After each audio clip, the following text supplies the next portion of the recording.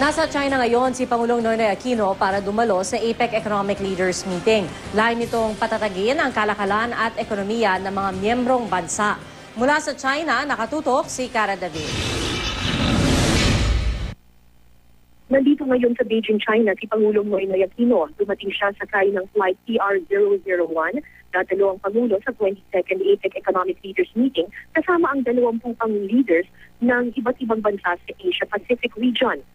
Layo ng APEC na patatagin ang kalakalan sa rehiyon. May 21 member countries ang APEC, kasama ng Amerika, China at Japan. Umaasa ang Pangulo na magiging daan ng naturang summit para makakuha ng mas maraming foreign investment. Pagdating sa Beijing, nagtungo si Aquino sa APEC CEO Summit na dinaluhan ng mahigit 1,000 high-level business leaders at executives. Sa kanyang talumpati, sinabi ng Pangulo na ang anti-corruption drive ng pamahalaan ang naging daan para mapalago ang ekonomiya ng Pilipinas. To be able to participate in the growth of the country, the growth has to be inclusive for all. Pinapurihan din ni Pinoy ang China sa matagumpay nitong pag-host sa APEC Summit. Sa susunod na taon, Pilipinas naman ang magiging host ng naturang pagtitipon. Bukas pa formal na magsisimula ang APEC Economic Leaders Meeting pero kahapon pa lamang may bilateral meetings ng iba't ibang bansa. Pinakamatingkad ang naging pagpupulong ng Japan at ng China na matagal nang may sigalot dahil sa ilang diplomatic at territorial disputes.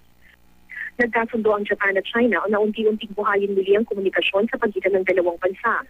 Tulad ng Japan, may usapin din sa teritoryo ang Pilipinas at ang China. Kaya may ilang umaasa na magiging daan din ng APEC para makapag-usap ang dalawang bansa. Pero nauna nang sinabi ni APEC Executive Director Alan Bollard na walang tuwang para sa political at territorial issues ang APEC Summit. Kung magkakaroon man daw ng pagkakataong mapag-usapan ng mga isyong politikal, posibleng sa bilateral meeting ng Pilipinas at sa China. Kaya may ilang umaasa na magiging daan din ang APEC para makapag-usap ang dalawang bansa. Pero nauna nang sinabi ni APEC Executive Director Alan Bollard na walang tuwang para sa political at territorial issues ang APEC Summit.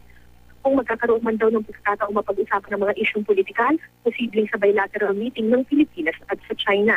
Pero sa ngayon, ang nakaschedule pa lamang na bilateral meeting ay sa pagitan ng Pilipinas at Vietnam, Chile, Papua New Guinea, Mexico at Australia. Mula dito sa Beijing, China, Cara David, nakatutok, 24 oras.